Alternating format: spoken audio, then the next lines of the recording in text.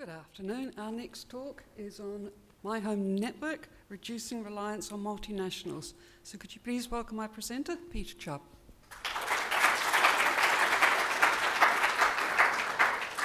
I hope you're not expecting anything spectacular. The advent of easy containers and deployment of virtual machines has meant that my once 4-5 machine massive network connectivity has configured down to something which is very simple now. And part of what I want to talk about is the journey that led to there. I also want to give a content warning. I will be talking about death, my death in particular, and the arrangements you need to make sure that the people who are relying on the stuff you've done can keep on relying it when they're mourning you and actually need to get to those photographs that are somewhere on that disk somewhere when the power's gone off. So that's where we're going. Before I start properly, I'd like to acknowledge that I developed this stuff on the land of the Gadi people, the Gadigal, and we're currently on the land that was never ceded to the local indigenous people, and pay my respects to elders past, present, and emerging. So, what do you need when you're at home and you connect to a network? Well, apart from connectivity, the big thing you need is backup. You want to make sure that you don't lose your photographs, you don't lose your actual data on your laptop or whatever. You also need printing. Printing is boring and hard, and HP makes a living from it, and I don't. You probably might want a home phone. Now that there's no Telstra wired connection, you've got to have VoIP of some sort. You probably want messaging and email. See last year's talk for that. You may want file sharing. You may want to be able to put up a file somewhere and have somebody else share it. And you may be able to want to get at files that you've got on your home network from wherever you happen to be in the world. And you might have music and videos and so forth that you've either created or that you've collected from various places that you've got stored somewhere and want to deploy to your local displays, speakers, whatever. And you might have some home automation and home monitoring and things like that. And when you put all those things together, most people move to the cloud. Well, back in 1987, we didn't have the cloud. We didn't have internet. What we had was serial. This is a serial port that's in my home for connecting my Amiga at one end of the house with my wife's x86 box in the other end of the house. At that point, serial was king, and almost everything was over serial. If you were lucky, you had a 2400 baud modem. There was no internet. I had an modded Amiga 500. Sequent, whom some of you might remember as the first company to produce a real commercial multiprocessor system, they gave a prize every year for PhD research, and I actually won a prize of about $800, which was enough to buy an Amiga 500, which I then modded massively by putting in more memory. And the really nice thing about the Amiga 500 is all the chips were socketed. So you could put a socket in between the processor and the actual socket, put a printed circuit board out there, a wire wrap RAM onto it. And that's what I did. So we had lots of memory inside an Amiga. That was small enough to back up to floppy. There was a guy called Matt Dillon who wrote lots and lots of software for the Amiga, and he released it under an open source license via the Fish collection of disks. And he had one thing called DNet, which let you multiplex multiple connections over a single 2400 baud line. And so I had a multi-window environment at a time when everybody else was sitting at Wise terminals. And so I was 24 times as productive as everybody else, which was great. One small problem with that is I used to carry my Amiga into work, into the university, and connect it directly to a serial port. It was fast enough that it could bring down the terminal server at the other end. And I was responsible for blocking off about 16 students at once at a time when it was almost exam time, and I got into trouble. Anyway, my hard disk in those days was about 40 megabytes. I didn't have it straight away. I bought it later, and that cost over $1,000. That was back then. So back up to floppies was easy. In the 1990s, I switched to Pentium machines. This particular picture is from much, much later. But the thing I want to note is that bit there. It's a SAS controller. So this thing's got oodles of disk in it. By this time, I had a lot of data that I wanted to keep up. I was developing for System 5.4, and I had 3 or 4 copies of the kernel, one for the SCO variety, one for the Kodak variety, one for, I can't remember what the other one was. But they were all different, and they all had different adaptations to trying to run a 32-bit, what was essentially an operating system that had a flat address space on something like a 186, which had a segmented address space. And they all did it in different ways. So I had multiple copies of the operating system and needed lots and lots of disks, because disks was relatively small back then. The main problem with these is they cost over $1 a day to run each. And that's when electricity was cheaper than it is now. Backup was to each other, quick backup. And once a week I would take a copy on DAT tape and carry the DAT tapes into work, so I had offsite backup. Do anybody remember DAT tapes? They were designed for audio, but you could fit 4 gig uncompressed onto one of those. At a time when disks were relatively small, you could fit all of your stuff on 2 or 3 disks. And I had a SCSI changer for the DAT tapes. The other things I had there, as well as those, were a couple of crash and burn machines for actually testing these kernels I was developing. And they booted via TFTP from a TFTP server and a DHCP server, which ran on one of the other machines. In order to look at these things, I didn't use a graphics card. I used a LabTam X terminal. I had 2 of these.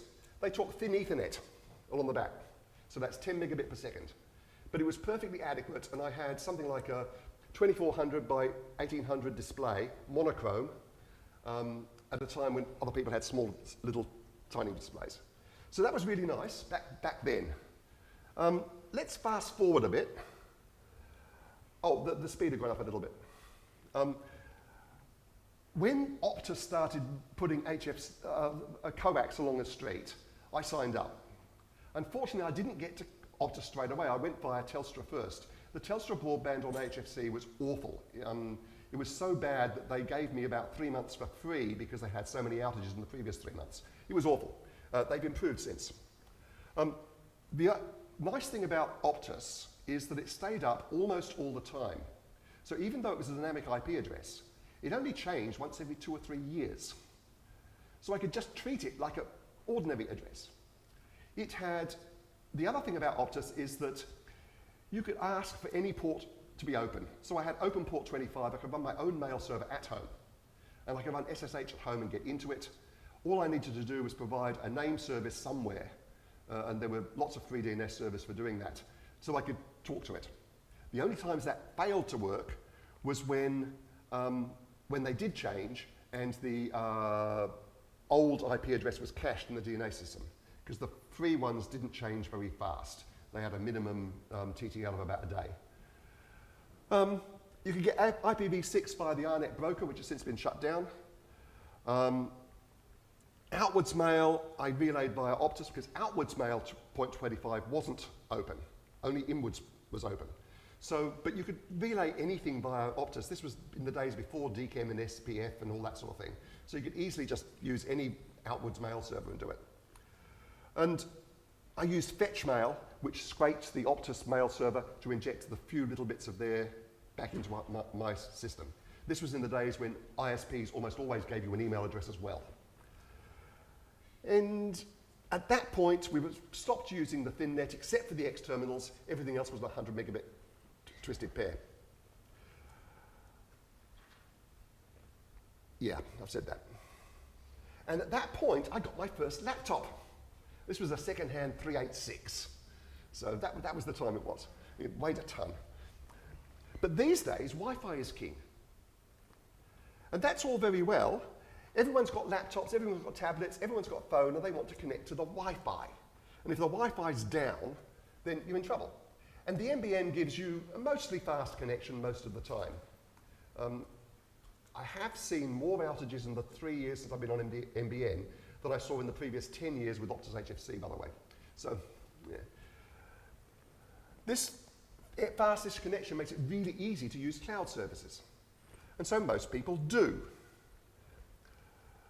You've also got a lot more data, terabytes of videos and so forth, because you've got all those DVDs you've got that you've ripped.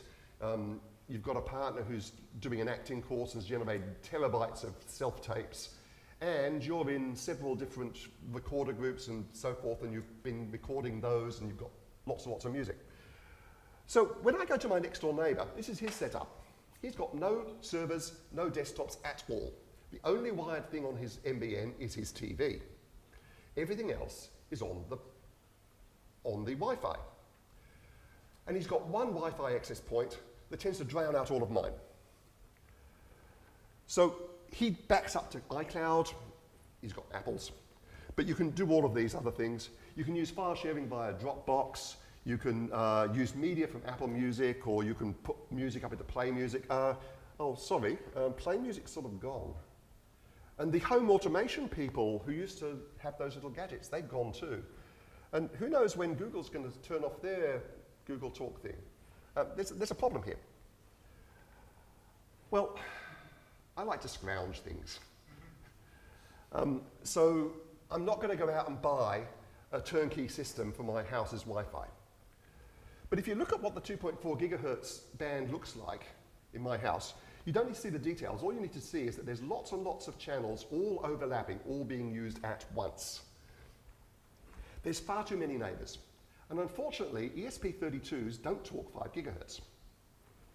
And in any case, 5 gigahertz doesn't go through brick walls very well. And I'm in a double brick house, which means that just having one access point in the middle doesn't work. So what I've done was I bought cheap second-hand access points.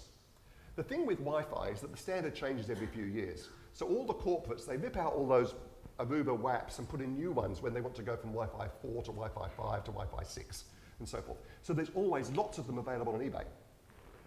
The big problem with them is that if you want to have a managed solution where if I move from one room to the other, my laptop doesn't just try to keep on trying harder and harder to talk to that WAP over there, but actually switches to that one.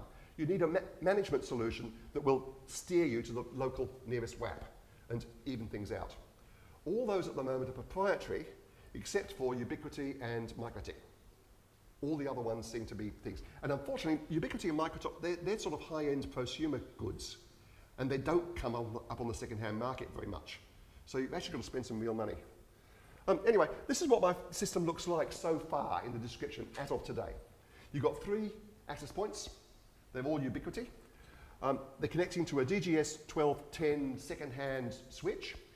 Warning, by the way, if you buy one of these things, you'll have to put new fans in it. The fans that come with it are really, really loud. There is a direct replacement from Sunon, but the fans that are in there are 3-terminal fans with a pulse control output, a tachometer output. Almost all of the fans you'll find at AliExpress or on eBay, they've got the same part number, they've got 3 wires coming out, but the one in the middle, the tachometer output, doesn't do anything. So I went through about 5 different suppliers ordering the same part model Sunon fan, and each time had to send them back for refunds until I found a real one. They're actually quite hard to find. Anyway, that's an aside. But I haven't got any servers yet, so I want something that's cheap to run and cheap to buy. I happened to pick up an Odroid H2. They've been discontinued now. These things have got a Celeron in them. They're not that fast, but they do have an NVMe slot, so I put a cheap terabyte drive in.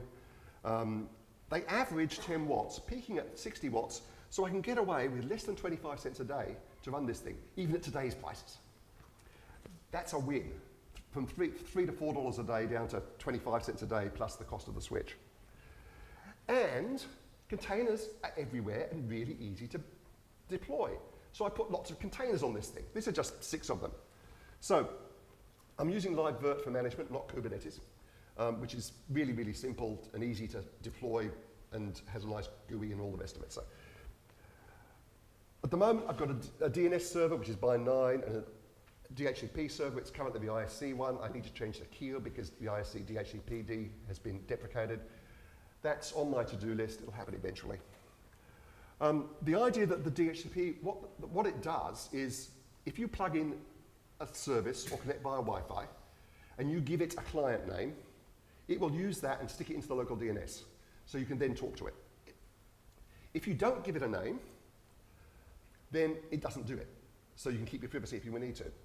If you connect using the standard auto-config for IPv6, then it will work out what that should be from the prefix that's being provided by BadVD and the mangling you do on the MAC address.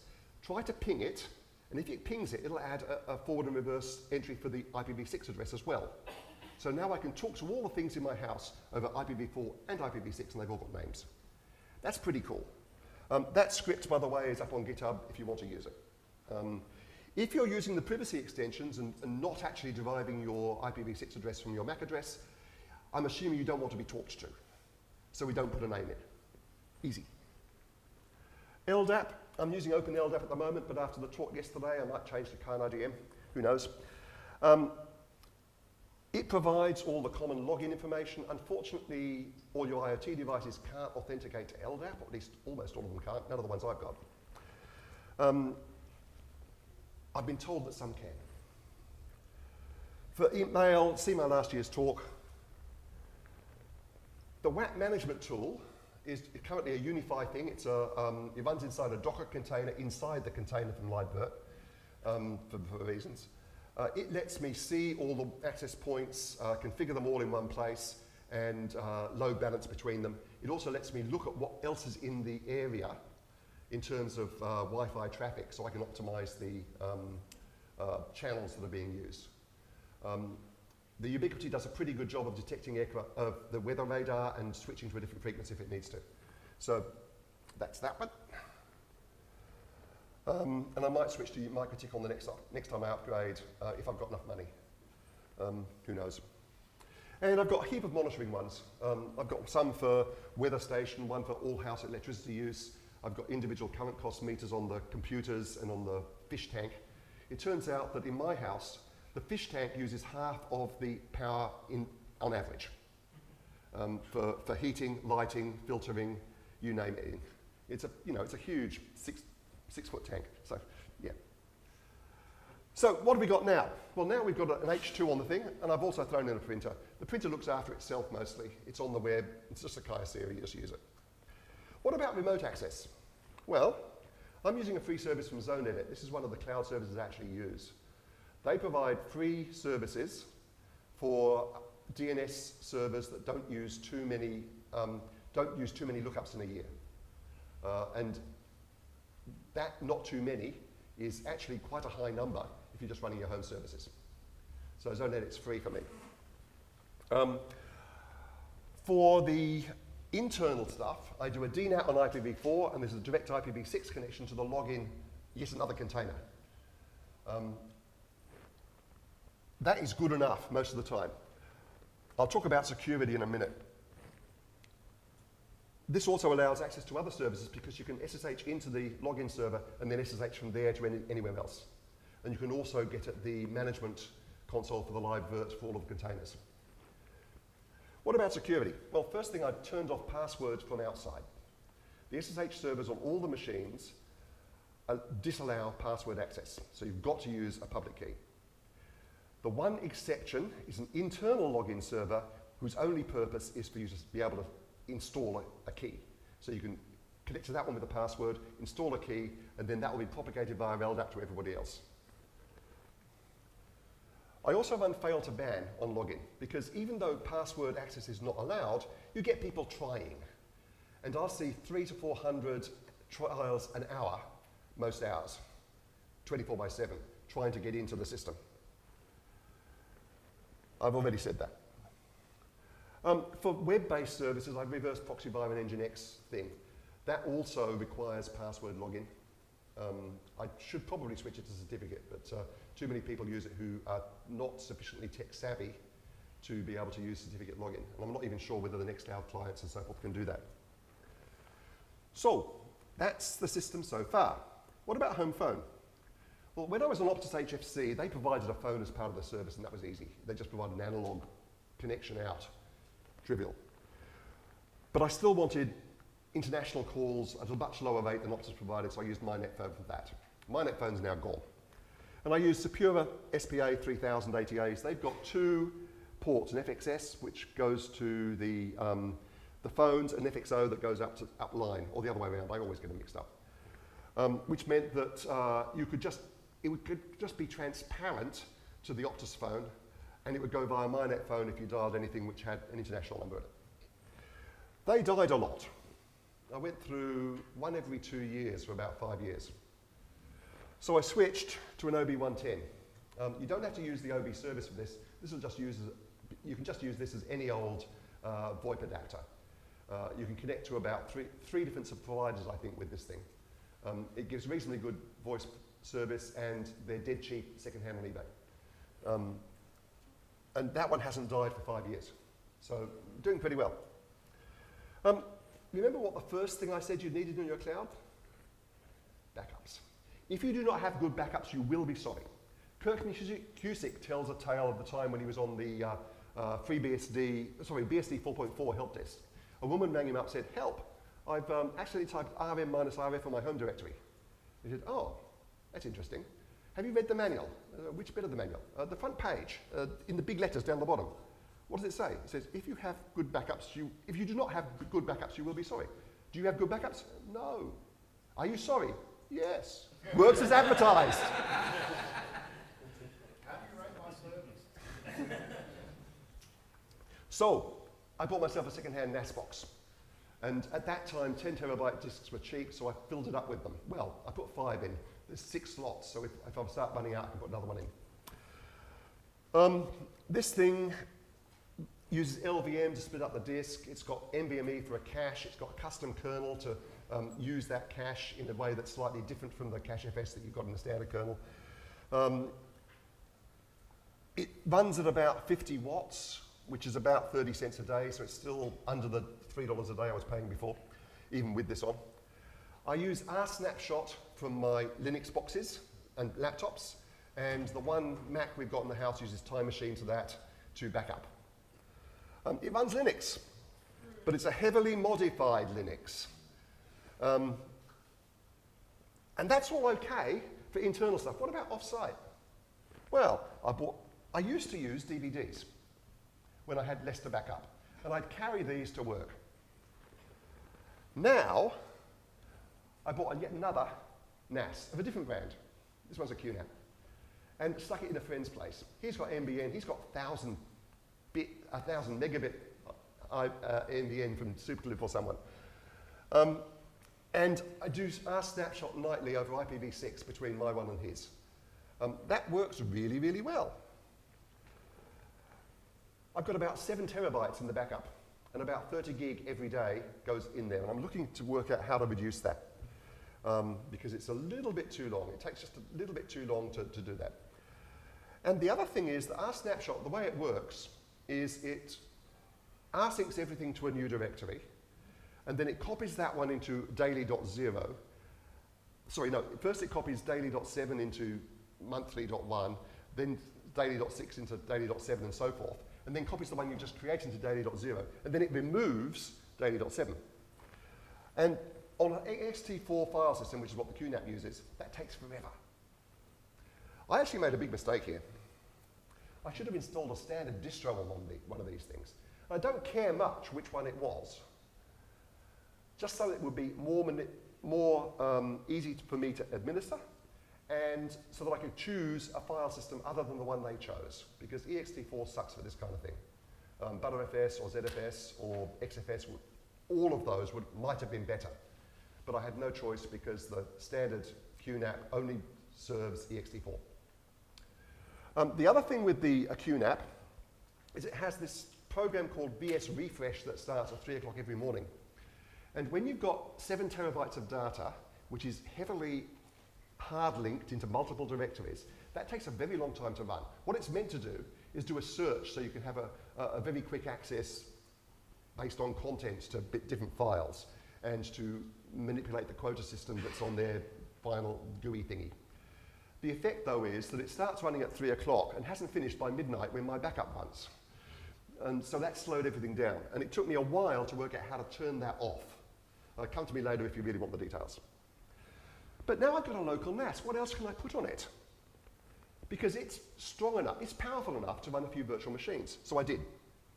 I export home directories from there, and they're available to anything over Wi-Fi in the house, so I can get all my home directories on my laptop. I can get all the videos and music that I've stored via NFS and just stream it locally. And I can upload things to it if I want to. So that's all pretty nicely. I also put a replica LDAP and a replica DNS server, which talks to the other one, you know, standard AB, if one fails, the other one will take over type situation. And last time, cloud services. And I'll come to that, I'll come back to that. So what did I used to do for music? Well, I had stacks and stacks of LPs, lots of them. See my LCA talk from 2007 on taming of LPs. Also had VHS tapes and DVDs. And a CalDAV server that I set up based on the Sun one for shared calendaring. And an FTP server for file serving. Everyone remembers FTP? Yeah, of course you do. But now, because the NAS has lots of reasonably fast access to disk, and it's got enough power to run cloud services, I run Nextcloud on the thing. Nextcloud is pretty good. I'll go through it a little bit, because it does most of the heavy lifting.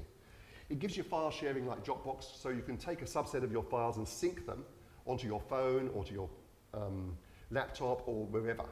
I use that especially for the password manager database that I use.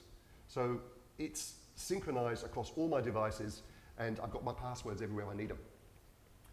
It got calendaring, and the calendaring is really nice because it's federated calendaring.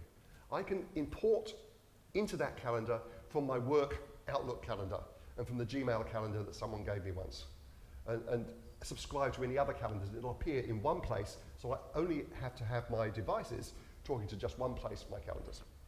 You can do the same thing for contacts. And it can serve photographs, and it's got a nice app for doing that sort of thing. It can serve videos and audio, and there's a whole heap of collaboration stuff that I don't use, things like shared spreadsheets and Word-like document sharing. But I just don't use those, because LaTeX. And it can do much more than that. So let's have a quick look here. This is what the Android app looks like on my phone. I can share files with other Nextcloud users just by saying which ones they are, and it just pops up in their file feed. I can generate an HTTPS one-time link and send it to you that may or may not be password protected. I can use a DAV file system and mount it on Linux or on Mac or whatever. And you can also use the native client, which will copy it into a local folder, same as the Dropbox style thing. So that's file sharing. Calendaring looks pretty nice. It just looks like any other calendar. It's got all the features you might want. You've got a Nextcloud app for your files but and one of the nicest thing about that is you can give that access to your photographs folder, your etc. DCIM, whatever, and it will automatically look for new stuff and upload it to a folder in the Nextcloud app. So you don't have to do anything about backing up your phone's photographs, which, let's face it, are the most likely thing that you actually want to save off your phone, because everything else is already backed up and synchronized because it comes from somewhere else anyway. And both of these are available on F-Droid, so you don't have to use Google Play. So what have I got at the moment? Well, I've got about 500 gigabytes of photographs. These go back 50 years from the time I was shooting black and white negatives on a box brownie, all the way up to my current DSLR. It's got about 3 terabyte videos, including many self-tapes and videos that my wife's taken. It's got about 100 gig of audio recordings, as well as ones that I've bought. There's audio recordings from the bands I've been in. And about 2 terabytes of laptop backups, 2 macOS and 2 Linux ones at the moment. That subject to change because one of the Macs is going to be replaced with a Linux box pretty soon. Last thing to say is monitoring. You've got all this infrastructure. Is it up? So I wrote a little shell script. I've got an external VPS anyway to handle outgoing mail. And I run this once every quarter of an hour, and it will send me an email if the things are down. Trivial script. It just does a wget on the things, and if it works, you use it. If it doesn't, you don't. So I'm still using some multinationals. I can't get away from all of them. ZoneEdit for DNS, Google for the Android Play Store, because people like your work want you to put particular apps on that are only available from the Play Store. They're not on F-Droid. Facebook and LinkedIn for socials, only because there's no free open source alternative where all of my friends are. And GitHub for code, because there isn't really an alternative at the moment. SourceForge has gone dead. And PayPal for payments, because I'm not sure that a payments platform should be open in the sense of anybody can run one. It should be sort of tied into the banking system somehow. Well, what about legacy? What happens if I fall under a bus? Because I've got my daughters and my wife and many of my friends all using this infrastructure. How can we make sure that it's going to continue to work when I'm not there? Well, you need really good docs. And you need a technical heir or two. So find people, in my case it's my younger daughter and a friend of mine, who you're going to train up enough of this system that they can find the docs and understand them and keep things going when something goes wrong. You need to make all your credentials accessible to your technical heirs so they can actually get in. Easiest way to do this is to put them into a piece of paper, seal it into an envelope and give it to your lawyer to put with your will. And then it'll be available if you should die. And teach sysadmin. Sysadmin is a skill that anybody who's got a computer should be aware of, but many people don't. So they're not patching their systems, they're not upgrading things at the right time, so you only do small upgrades rather than humongous ones. And they don't seem to notice when someone breaks into their systems or when they've got a virus. Teach sysadmin early. So, this is from Winnie the Pooh, you probably recognize it. Wall had on his door, please ring if an answer is required, please knock if an answer is not required. And Pooh couldn't understand it, so he knocked and rang and knocked at the door and the bell, and then he yelled, Wall, it's me, I need an answer. You really need to have two kinds of documentation, because it's not for you, it's for your technical heir. And they're going to need it, assuming you die, at a time when they're not fully mentally compos mentis. They're going to need it when they're mourning. They're going to need it when they need those photographs of you to put up on the slideshow in your funeral, and they're on the service, which has just crashed. So it needs to be very simple. There are two kinds of documentation, right? You've got the overall documentation, like this exploded diagram of my coffee machine, which gives you the overall structure, how everything fits together. And then there's the task-specific documentation. So you work out what the tasks are that you're most likely to need and write those down as well. What's more, you need to be able to get at these when whatever you're using for documenting isn't there. So you've got to have at least some of it on paper in an obvious place. The stuff that tells you what order to turn things on in so that they boots properly, for example. And what to do when something can't get a network connection. You know, it's just things. And that's got to be stored somewhere obvious. I think I've said that. So you might also have the case where you might need to access this stuff from backup, not from the local one. So include that in your documentation, because your local one may not be there. I use a wiki. I happen to use Moin, but there are lots of different good wikis out there. I try to keep it up to date, but like any documentation, it tends to lag implementation by weeks, months, or years in a couple of cases. Try to update it every time you change things. And key pages, like what to do to bring the system up, are written down with a checklist, so it's really easy. Turn on router, yes. Turn on switch, yes. Make sure lights on switch are correct, yes. You know, a little checklist at that level.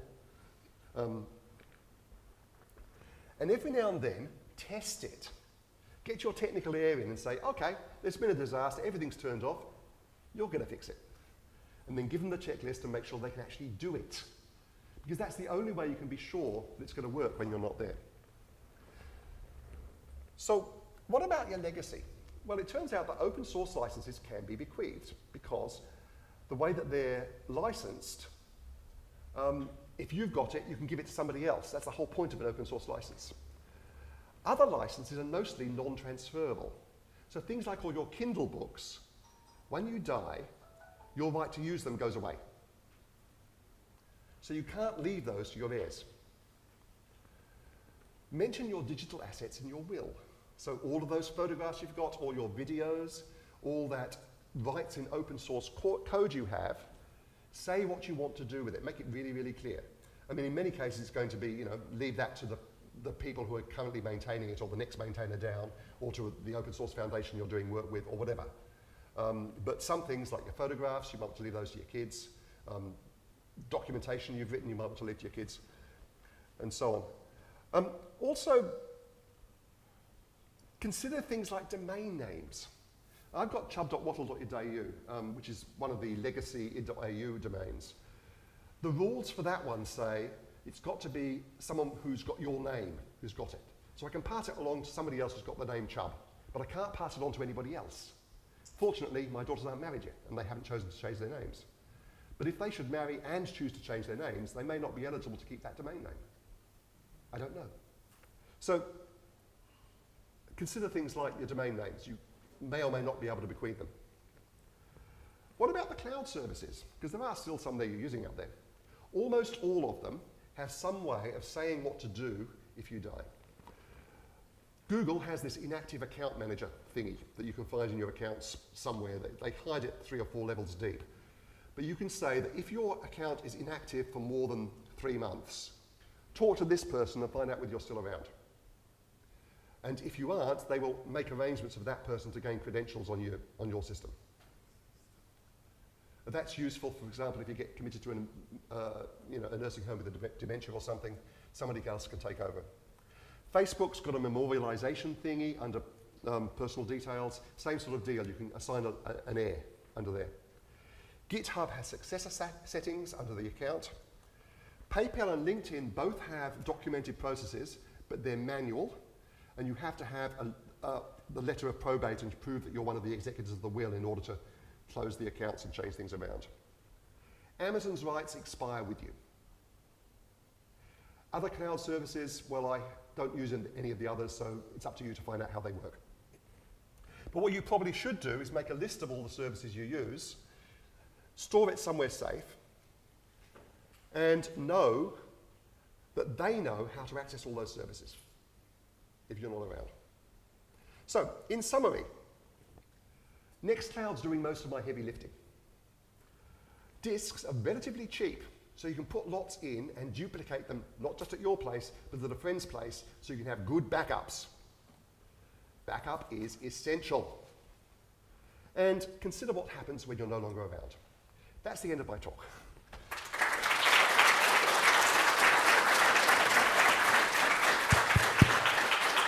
Do we have questions?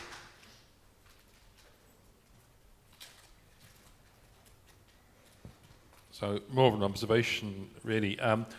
So the Google legacy backup thing, there's a bit of a problem because you have to wait 3 months. So it's probably a good idea to actually give you a copy of Google credentials to your nearest and dearest. That's against the terms of service. Well, the other thing is that Google won't close my father's account, even though I sent a photocopy of his death certificate, which is quite amusing.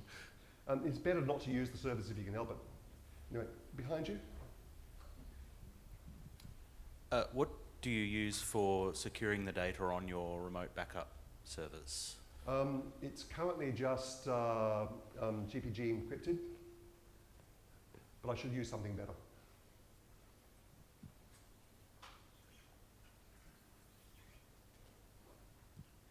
I noticed you mentioned GitHub. Any reason you haven't run like GitLab yourself or even Gitty and some other CI? Mostly because all the people I want to collaborate with are using GitHub. Same reason I haven't moved off Facebook. One over there.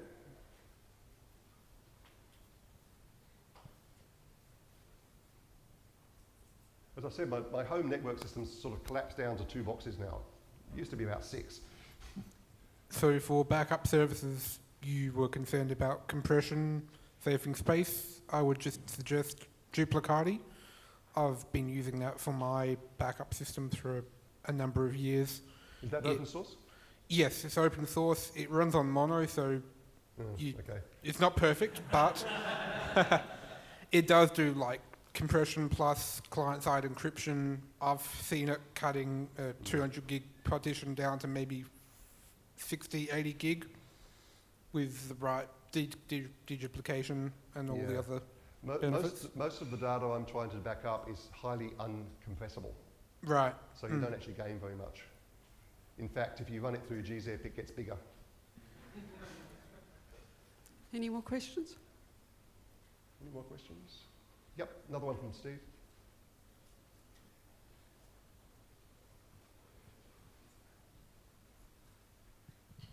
I gotta agree with what you said about using some of those prosumer access points. Yeah.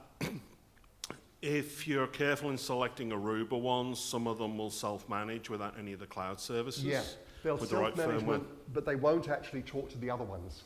No, some of them will. So Okay. I'm running the 315s. Again, a lot of them are coming out of old supermarkets, so I will pick up 3 for $100. Yeah. And one of them will become the master and self-manage all the others and that's do really all neat. the smarts for you. So you don't need to use any of the cloud services. And providing, the word of warning is making sure that the firmware keys don't get revoked, because if they don't get revoked, then you can still get all the official updates from Aruba. Right. So I still get all the updates. They manage really nicely, and they're really easy to use. So. Oh, that's really good, because the Aruba gear, the actual kit is really good. It's just their licensing. I And think I spent more on the official mounting points than the hotspots. Okay, I think we've got time for one more One more question. over there. Josh.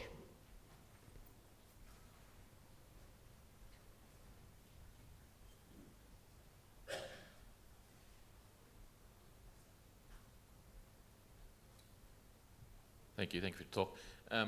What do you do or suggest for a digital air that accessing the data initially where it's very important, but long term, what do you envision that they would do with the services? Do you think that they're going to maintain it long term or look to migrate back to a cloud or something they don't have to manage themselves?